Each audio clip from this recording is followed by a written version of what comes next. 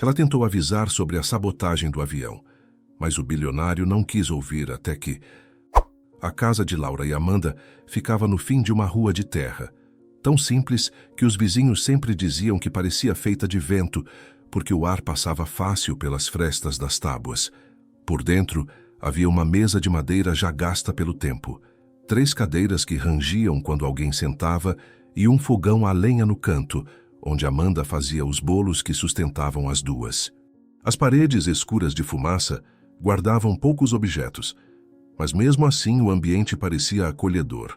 Amanda olhou para a filha enquanto cortava os últimos pedaços de bolo e disse: "Se vender tudo hoje, vamos poder comprar frutas para a semana." Laura amarrou bem a cesta, ajeitou os cabelos e respondeu com firmeza: "Então hoje não volto para casa com nada sobrando, pode esperar." O sol ainda estava baixo quando a menina saiu carregando a cesta. O caminho até a cidade era longo, mas ela conhecia cada pedra e cada curva. Bateu em algumas portas, ofereceu os bolos e mesmo quando alguém recusava, continuava sorrindo. Amanda ficava orgulhosa de ver a filha tão determinada e dizia que um dia tudo aquilo ia melhorar. Depois de vender quase tudo, Laura atravessou a rua de terra que levava até o aeroporto.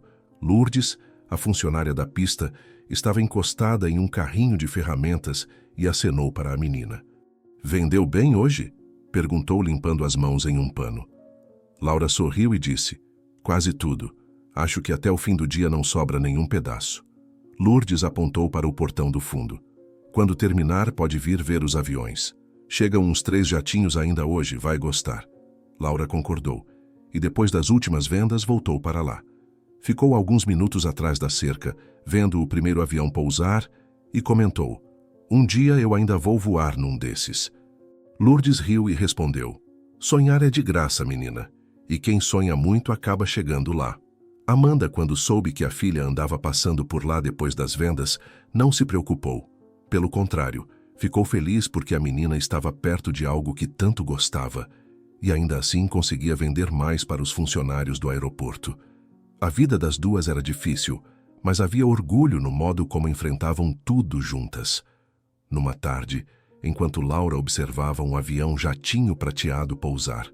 Quando estacionou, um homem elegante desceu dele. Lourdes, ao lado dela, comentou: "Esse é Fábio, o dono desse avião. Dizem que é bilionário, vive viajando para negócios." Laura acompanhou com os olhos o homem alto e elegante que desceu do jato.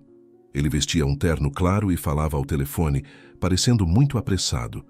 Entrou em um carro de luxo e partiu, deixando o jatinho para trás no pátio de manutenção. 1 hora depois, outro carro entrou bem diferente do primeiro, e de lá saiu um homem mais jovem. Lourdes explicou: "Esse é Heitor, o filho de Fábio.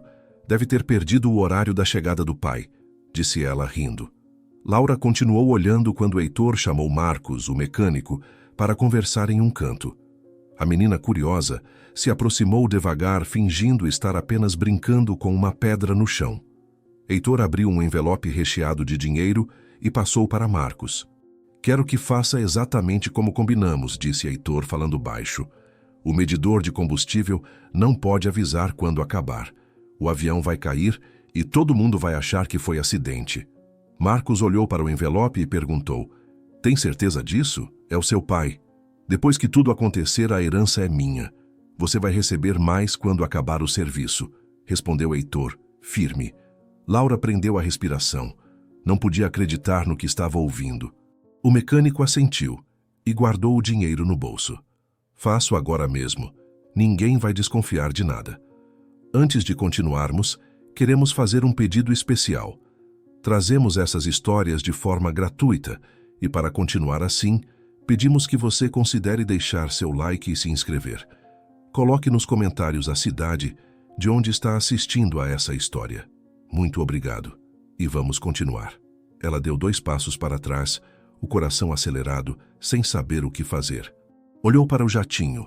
Viu Marcos pegando ferramentas e abrindo uma parte da fuselagem perto da asa. Heitor ficou de longe, observando com calma, como se fosse algo normal. Fábio continuava falando ao telefone, sem imaginar nada do que acontecia a poucos metros dali. Laura procurou Lourdes, mas ela estava ajudando a mover umas caixas do outro lado da pista e não percebeu nada. A menina então correu para a rua, atravessou a cidade quase sem fôlego e chegou em casa com a cesta vazia. Amanda estava lavando as panelas quando a filha entrou apavorada. "O que aconteceu? Por que está assim?" perguntou, secando as mãos no avental. "Mãe, eu ouvi uma coisa horrível no aeroporto", disse Laura, tentando respirar. "O filho do homem do jatinho pagou o mecânico para mexer no avião. Ele quer que acabe o combustível no meio do voo. Eles falaram de herança. Ele quer que o pai morra." Amanda ficou em silêncio por alguns segundos antes de perguntar. "Você tem certeza disso, filha? Tem certeza do que ouviu?" "Tenho sim", respondeu a menina sem hesitar. "Eu vi o dinheiro, vi o mecânico mexendo no avião. Eles falaram tudo." A mãe largou o pano e disse: "Então a gente precisa contar para alguém. Não pode deixar isso acontecer." Laura balançou a cabeça nervosa. "Mas quem vai acreditar na gente? Somos só 2 pessoas pobres e ninguém vai ouvir."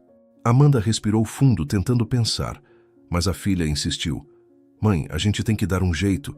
Esse homem vai morrer se não avisarmos." As duas se olharam, sem saber o que fazer primeiro, mas com a certeza de que precisavam tentar impedir aquela tragédia antes que fosse tarde demais. A noite caiu e a casa de madeira parecia ainda mais silenciosa do que o normal. Amanda não conseguiu tirar os olhos da filha desde que ela entrou contando o que tinha visto no aeroporto. A menina repetia a história com os olhos arregalados, sem perder nenhum detalhe. Amanda, tentando se manter calma, sentou-se ao lado dela e disse: "Se tudo isso for verdade, precisamos agir agora mesmo, Laura. Não dá para esperar até amanhã." A menina balançou a cabeça rapidamente e respondeu: "Eu sei, mãe. Esse avião pode cair a qualquer momento. Se não avisarmos, ele vai embarcar sem saber de nada." Amanda suspirou fundo. Olhou para o canto da sala onde ficava o telefone antigo, um aparelho verde cheio de arranhões e com o fio enrolado tantas vezes que parecia que ia arrebentar, e disse: "Vamos ligar para o aeroporto. Se contarmos tudo, alguém vai ter que ouvir." Elas foram até o telefone e Amanda discou o número que sempre aparecia nas placas da entrada do aeroporto. Depois de alguns segundos, uma voz atendeu do outro lado e perguntou o que estava acontecendo. Amanda falou com urgência, sem perder tempo com detalhes desnecessários. "Minha filha viu o filho do dono de um jatinho prateado do seu aeroporto pagando um dos mecânicos para sabotar o avião. Ele falou em herança, falou que ia parecer um acidente. Vocês precisam impedir esse voo." A recepcionista manteve um silêncio estranho por alguns segundos antes de responder: "Senhora, não podemos dar atenção a boatos. Se houver algum problema, os responsáveis vão cuidar." Amanda apertou o telefone com mais força e disse: "Não são boatos. Estou dizendo que o avião foi sabotado. O mecânico deve estar mexendo nele agora. Vocês precisam verificar." Mas a mulher do outro lado manteve a mesma calma irritante, dizendo apenas: "Senhora, eu já disse que não posso passar esse tipo de informação. Boa noite." E desligou. O clique seco do telefone fez Amanda ficar parada por alguns segundos, olhando para o aparelho como se não acreditasse no que tinha acabado de acontecer. Laura, nervosa, perguntou: "Por que ela não acreditou, mãe? Por que ela desligou desse jeito?" Amanda colocou a mão na testa e respondeu: "Não sei, filha, mas parece que ela não quer se envolver. Talvez alguém tenha pago para ela ficar quieta também." Laura apertou os punhos e disse: "Se não fizerem nada, vai ser culpa deles também. A gente tem que dar um jeito antes que esse homem embarque." A noite passou devagar e nenhuma das duas conseguiu dormir direito. Logo que o sol começou a nascer, Laura pegou a cesta de bolos não para vender, mas para ter um motivo para entrar no aeroporto sem levantar suspeitas. Amanda ficou em casa esperando notícias, enquanto a menina corria para encontrar Lourdes e contar tudo. Quando chegou, descobriu que a funcionária tinha tido uma emergência e não estava trabalhando naquele dia. Desesperada, Laura ficou parada na beira da pista, pensando no que fazer, quando viu o carro preto chegando novamente. Fábio desceu com passos rápidos, falando ao telefone, e olhando para o relógio como alguém que já estava atrasado. Sem pensar 2 vezes, Laura correu até a grade e gritou: "Não entra nesse avião, ele está sabotado. Querem que ele caia." A voz fina dela chamou a atenção de Fábio, que parou por um instante e olhou na direção da menina, franzindo a testa. Ele caminhou até onde ela estava e perguntou: "O que você está dizendo, menina? Que história é essa?" Laura, quase sem fôlego, respondeu: "Eu ouvi seu filho pagar o mecânico. Ele mandou mexer no avião para acabar o combustível no ar. Ele falou que quer sua herança." Fábio olhou para o piloto, que se aproximou com um semblante confuso e disse: "Senhor, o avião está em perfeitas condições. Fizemos toda a checagem. Não há nada de errado." Marcos, o mecânico, limpou as mãos com um pano e afirmou com segurança: "Essa menina está inventando coisas. Ninguém mexeu no avião depois da última revisão. Está tudo certo para o voo." Fábio olhou para o relógio novamente e disse impaciente: "Não tenho tempo para isso. Essa reunião não pode ser adiada, parece só uma confusão de criança." Laura gritou mais uma vez: "Não é confusão, estou dizendo a verdade. Eu vi ele pagando, eu ouvi tudo." Mas Fábio já caminhava em direção ao avião, balançando a cabeça como quem não queria perder mais tempo, e então embarcou. Marcos voltou para perto da aeronave e o piloto começou a ligar os motores. Laura sentiu o coração disparar quando o avião começou a se mover lentamente na pista. Foi nesse momento que, do outro lado, Amanda surgiu correndo, gritando para que parassem. Ela entrou pela lateral da pista e ficou bem na frente da aeronave, com os braços abertos, obrigando o piloto a frear. Fábio saiu irritado e disse: "Mas o que está acontecendo agora? Por que todo mundo resolveu interromper meu voo?" Amanda, sem perder o fôlego, respondeu: "Porque sua filha está dizendo a verdade. Eu sou mãe dela e acredito em tudo que ouviu. Se você embarcar, vai se arrepender. Esse avião foi sabotado e você precisa investigar antes de decolar." Fábio ficou em silêncio por alguns segundos, olhando para as duas e depois para o mecânico, que manteve a expressão de inocência. Por fim, respirou fundo, tirou o telefone do bolso e disse: "Está bem, vamos investigar isso antes de levantar voo. Mas isso vai me atrasar muito." Ele fez um gesto para o piloto desligar tudo, ainda contrariado, enquanto Amanda abraçava a filha, aliviada por terem conseguido impedir a partida a tempo. Fábio caminhava de um lado para o outro com passos duros, o telefone ainda na mão, tentando reorganizar a agenda mentalmente enquanto os motores do avião eram desligados. Ele respirou fundo, olhou para o relógio e murmurou irritado: "Perdi uma reunião que custou semanas para ser marcada. Se isso for só imaginação dessas duas, alguém vai me pagar caro." Mas, mesmo contrariado, apontou para Marcos e ordenou: "Quero tudo verificado agora. Não quero desculpas nem demora. Se tem algo errado aqui, eu vou ver com os meus próprios olhos."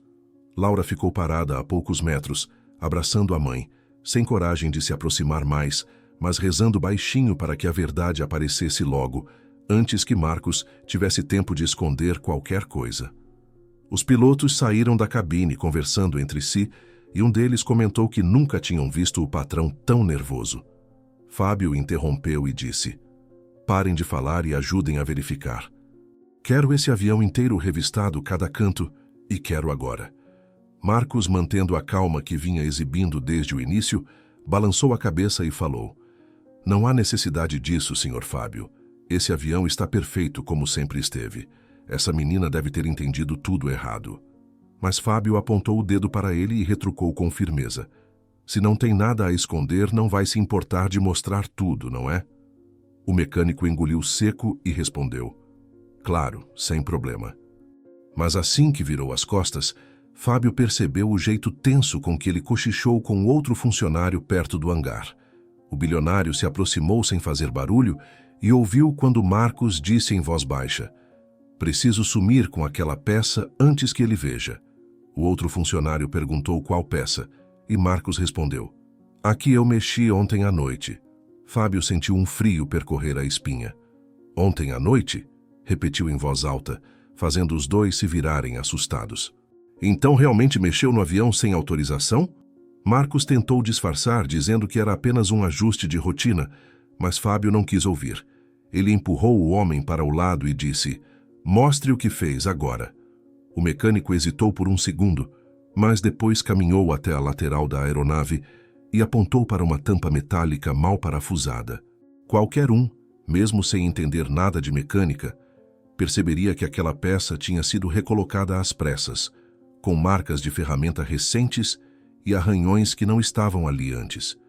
Fábio se ajoelhou, passou a mão pelo metal e disse em voz baixa, quase para si mesmo: "Meu Deus, era verdade." Ele se levantou devagar, olhando para Marcos com uma expressão que misturava raiva e incredulidade. "Você tem ideia do que poderia ter acontecido? Eu ia morrer nesse avião", disse, a voz falhando no final da frase. Marcos tentou falar algo, mas Fábio continuou. "E foi meu próprio filho quem pediu isso. Meu filho." Ele levou as mãos ao rosto e por um momento ficou parado, respirando com dificuldade antes de balançar a cabeça e dizer: "Não posso acreditar que Heitor seria capaz disso." Amanda se aproximou, tocou o braço dele e disse: "Senhor Fábio, precisamos agir com cuidado. Se ele souber que descobriu tudo, pode tentar fugir antes que a polícia faça alguma coisa." Fábio olhou para ela, ainda confuso, e perguntou: "O que você sugere?" Amanda respirou fundo e falou: "Pague Marcos para fingir que deu tudo certo. Se o filho acreditar que o avião caiu, talvez fale demais sem perceber." Fábio virou para o mecânico e perguntou: "Quanto ele te pagou para fazer isso?" Marcos respondeu com a voz trêmula: "Muito dinheiro, senhor, mas eu juro que não queria machucar ninguém." "Foi só pelo dinheiro."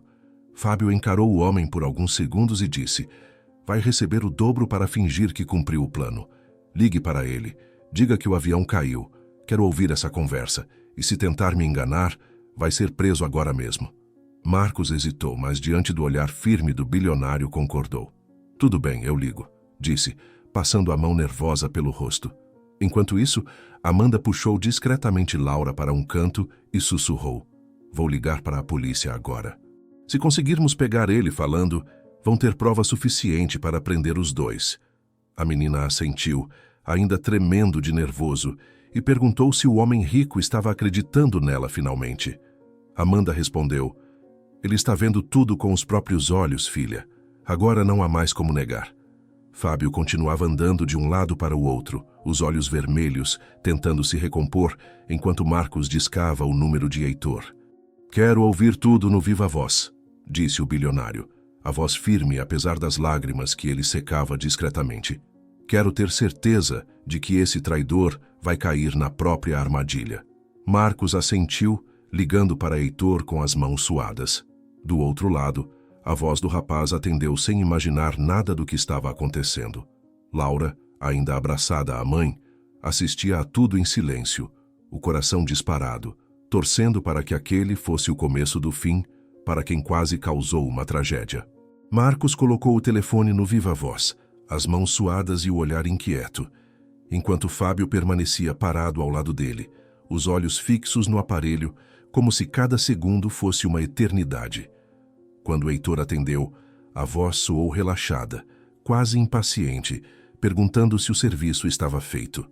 Marcos respirou fundo antes de responder que sim, que o avião tinha decolado, perdido força no ar e caído como planejado, e que ninguém tinha sobrevivido.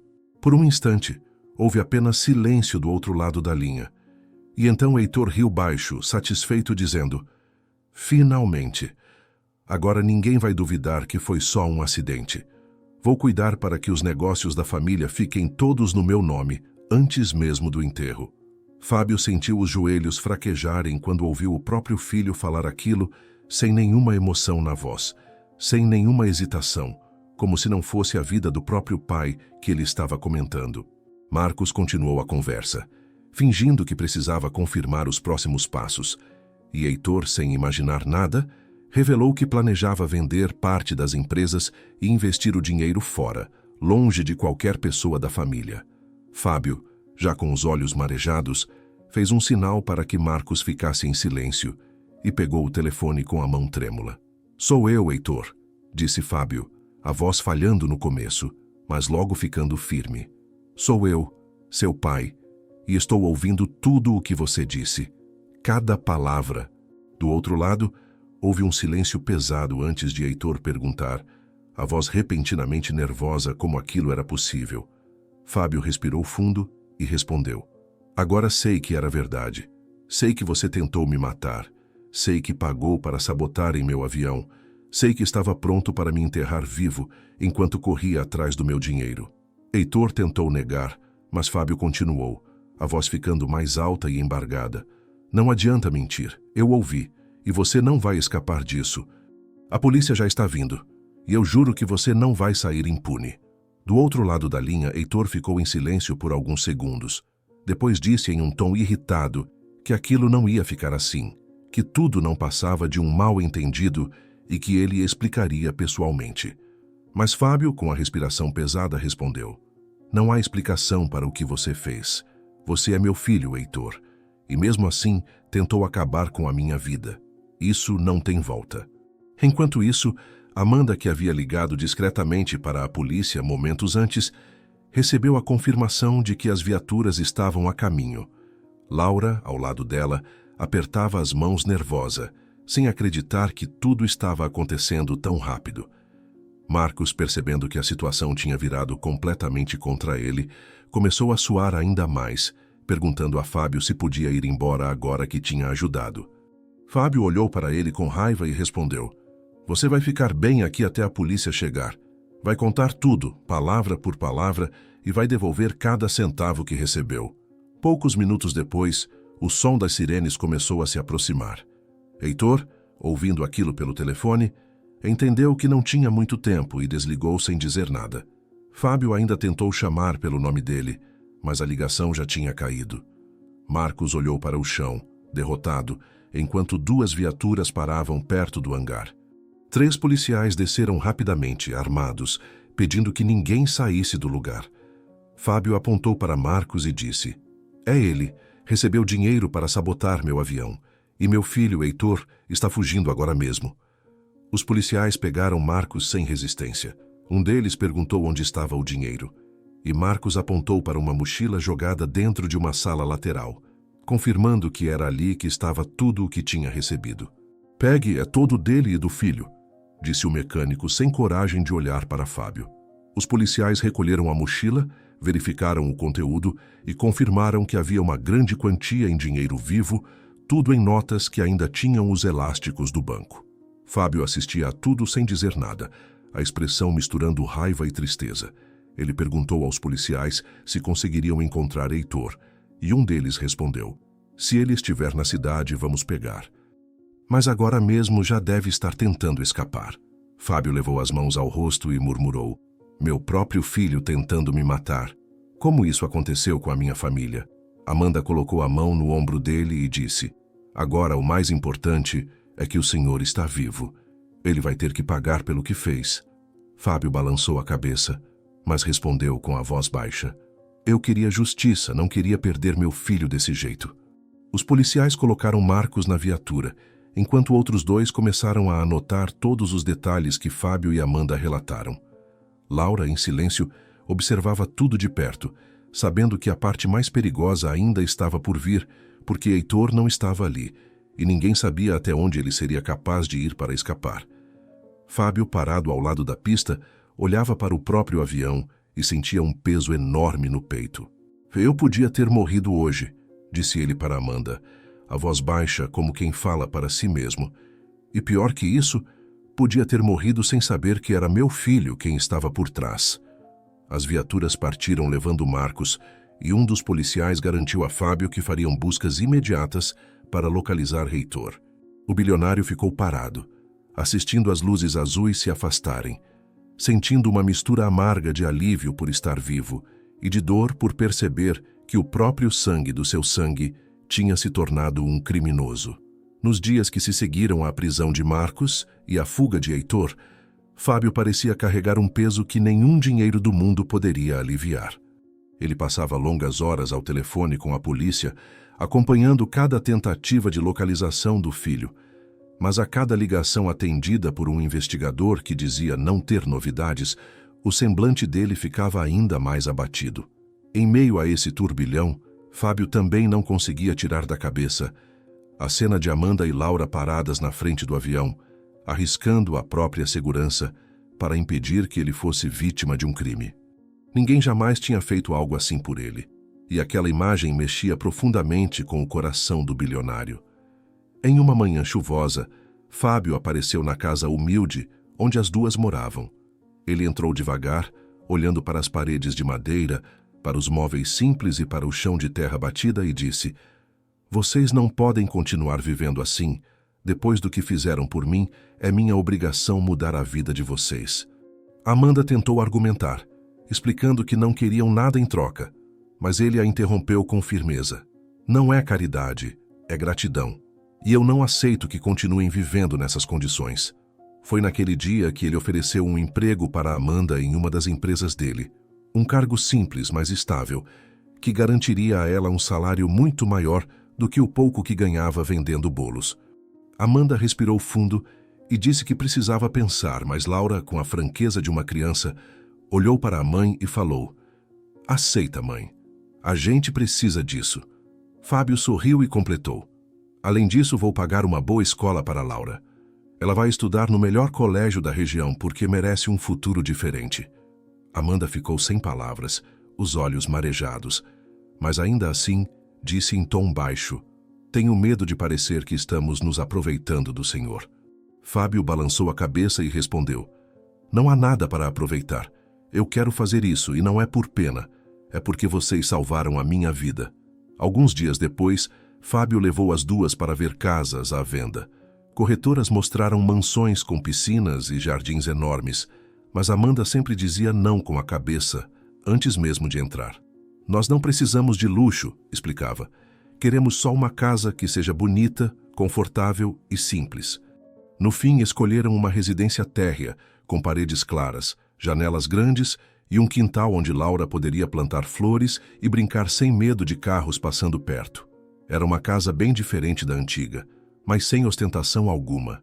Quando assinaram os papéis, Amanda olhou para Fábio e disse: "Não sei como agradecer, mas ainda me sinto estranha com tudo isso." Ele respondeu calmamente: "Agradeça vivendo bem. É só isso que quero." No dia da mudança, Laura corria pelos cômodos sorrindo como nunca antes, abrindo as janelas, vendo os armários novos, o quarto que agora seria só dela. Fábio assistia à cena em silêncio, percebendo que aquele entusiasmo genuíno não tinha nada a ver com o tamanho da casa ou com o dinheiro que custara. Era alegria simples, daquelas que não dependem de riqueza, apenas de segurança e afeto. Durante a noite, já bem alocadas na casa nova, Amanda preparava o primeiro jantar no fogão brilhando de novo, e Laura arrumava a mesa com um sorriso largo. A menina disse para a mãe que nunca tinha visto uma cozinha tão bonita e que ia aprender a cozinhar mais coisas para aproveitar o espaço. Amanda riu e respondeu que primeiro precisavam comprar ingredientes de verdade, porque agora não faltaria dinheiro para uma refeição completa. Mesmo com todas as mudanças, elas mantinham os mesmos hábitos simples: orações antes das refeições, conversas longas na varanda e risadas por motivos bobos. A notícia chegou numa tarde silenciosa, quando Fábio estava sozinho em seu escritório, cercado de papéis e de uma lista interminável de compromissos que já não tinham importância alguma. Um dos policiais com quem ele vinha falando quase todos os dias ligou para informar que Heitor tinha sido encontrado. A voz do policial era firme e sem rodeios, dizendo que o rapaz tinha sido localizado em um depósito abandonado nos arredores da cidade, escondido havia dias, e que agora seria levado sob custódia. Fábio ficou alguns segundos sem conseguir responder, e quando finalmente falou, a voz saiu baixa, quase um sussurro. "Ele está bem. Ele resistiu." O policial explicou que Heitor não reagira, mas que estava abatido e estranhamente calado, sem negar as acusações. No caminho até a delegacia, Fábio sentiu o coração pesado. Olhava pela janela do carro sem realmente ver as ruas passando e murmurava para si mesmo: "Como meu próprio filho foi capaz disso? Onde foi que eu errei?" Ele lembrava dos anos em que criara Heitor, cercado de tudo o que o dinheiro podia comprar, das escolas caras, das viagens, dos presentes que chegavam sem que o menino sequer pedisse. E agora, olhando para trás, parecia que todo aquele luxo tinha sufocado algo essencial, como se tivesse criado um vazio dentro do filho que nem o próprio Fábio percebera crescendo com o tempo. Quando chegou à delegacia, viu Heitor sendo levado para dentro, algemado, a cabeça baixa e os cabelos caindo no rosto. Fábio não disse nada, Apenas observou, tentando entender onde estava o garoto que ele tinha carregado no colo anos atrás. Nenhuma explicação parecia suficiente para o que acontecera. Um policial se aproximou e disse: "Ele vai responder por tudo. O senhor quer falar com ele antes de levá-lo?" Fábio respirou fundo, mas balançou a cabeça negativamente. "Agora não. Não sei o que eu poderia dizer." Naquela noite, de volta à sua mansão, Fábio caminhou pelos corredores enormes e silenciosos, olhando para os quadros nas paredes e para os móveis caros que brilhavam sob as luzes. Sentou-se na sala principal, onde antes costumava receber dezenas de pessoas para festas e reuniões, e agora só havia um silêncio incômodo. "De que serve tudo isso?" disse em voz baixa. "Se no fim das contas estou sozinho." A mansão parecia maior do que nunca, como se cada cômodo ecoasse a solidão que ele sentia. Ele pensava em Heitor, em como o filho estava agora em uma cela fria, e a pergunta continuava voltando sem parar. Como ele pôde me trair desse jeito? Enquanto Fábio mergulhava nesses pensamentos, Amanda e Laura, na casa nova, conversavam na varanda. A menina disse que o homem devia estar muito triste e que talvez precisassem fazer algo para ajudá-lo a se sentir melhor. Amanda concordou, dizendo que Fábio tinha dado tanto para elas e agora parecia mais vazio do que antes, como se o dinheiro tivesse perdido o sentido. "Vamos visitá-lo amanhã", disse Amanda, "e vamos levar alegria para aquela casa, nem que seja só por um dia." Laura sorriu e respondeu que faria um desenho para ele. Algo simples, mas que pudesse lembrar a ele que ainda havia motivos para sorrir. Na manhã seguinte, Fábio estava tomando café sozinho quando ouviu vozes no portão. Levantou-se sem entender e ficou surpreso ao ver Amanda e Laura entrando com um sorriso largo e uma cesta nas mãos. "Viemos tomar café com o senhor", disse Amanda, antes que ele pudesse perguntar qualquer coisa. Laura completou, erguendo um papel colorido. "E eu trouxe um presente." Era um desenho simples, feito com lápis de cor, mostrando uma casa, um sol enorme e 3 pessoas de mãos dadas no quintal. Fábio olhou para aquilo por alguns segundos antes de dizer: "Vocês não fazem ideia do quanto eu precisava disso hoje." A empregada, surpresa com a visita, rapidamente preparou a mesa com frutas, pães e café quente. Era um café da manhã simples, mas o ambiente parecia completamente diferente de todos os outros que Fábio tivera ali. Não havia empresários falando de contratos, nem garçons servindo pratos caros. Havia apenas Amanda contando histórias engraçadas, do tempo em que vendia bolos na rua, Laura rindo alto a cada lembrança e Fábio ouvindo tudo com atenção, como se aquelas vozes preenchessem o vazio da casa. Em certo momento, Fábio olhou para Amanda e disse: "Vocês me mostram algo que o dinheiro nunca conseguiu me dar. Essa casa sempre esteve cheia de coisas caras, mas vazia de vida." Amanda sorriu de leve e respondeu: "Talvez porque o senhor nunca parou para ver o que realmente importa." Laura, com a inocência de sempre, completou: "Importa ter gente para rir junto, não só um lugar bonito para morar." Fábio riu baixo, passando a mão nos olhos como quem tentava disfarçar a emoção, e concordou: "Acho que vocês têm razão." Depois do café, caminharam pelo jardim e Laura correu pelo gramado como se fosse a dona do lugar. Fábio assistia em silêncio, sentindo uma paz que não sentia havia muito tempo. Ele comentou com Amanda: "Quando comprei esta casa, achei que o tamanho e a beleza dela iam me trazer felicidade. Mas vocês me mostram que não é a casa, são as pessoas dentro dela que fazem diferença." Amanda respondeu: "A felicidade não depende do tamanho das paredes, mas do que a gente vive aqui dentro." Mais tarde, quando as duas foram embora, Fábio ficou parado na varanda, olhando para a cesta vazia que tinham trazido e para o desenho colorido que Laura deixara sobre a mesa. Aquele pedaço de papel com 3 figuras de mãos dadas sob um sol enorme parecia ter mais valor do que qualquer quadro caro pendurado nas paredes. Ele pensou em como a vida tinha mudado em tão pouco tempo, o filho na prisão, a solidão que parecia insuportável e, ao mesmo tempo, a chegada inesperada de 2 pessoas simples que agora davam a ele um motivo para acordar no dia seguinte. Naquela noite, Fábio caminhou pelos corredores da mansão e percebeu que, pela primeira vez, o lugar não parecia tão vazio. Ele sabia que o dinheiro continuaria lá, mas entendeu que a verdadeira riqueza estava naquelas risadas durante o café da manhã, na companhia sincera de Amanda e Laura e na possibilidade de recomeçar, mesmo depois de tanta dor. Ao se deitar, olhou para o desenho sobre a mesa de cabeceira e murmurou: "Talvez seja isso que eu procurava o tempo todo." A história terminava ali, com Fábio entendendo que a felicidade real não estava nas mansões nem nas fortunas, mas nas pessoas que, sem pedir nada em troca, davam a ele o que o dinheiro nunca conseguiu comprar: afeto verdadeiro e uma nova chance de ter uma família de verdade. Obrigado por chegar até aqui. Preparamos uma outra história especial para você, que está aparecendo em sua tela agora mesmo. Basta clicar para assistir.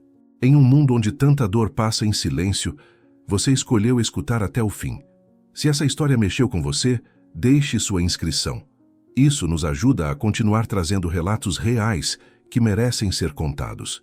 Escreva nos comentários de onde você está assistindo. E se puder, compartilhe. Pode parecer pouco, mas espalhar uma história de superação é também espalhar esperança.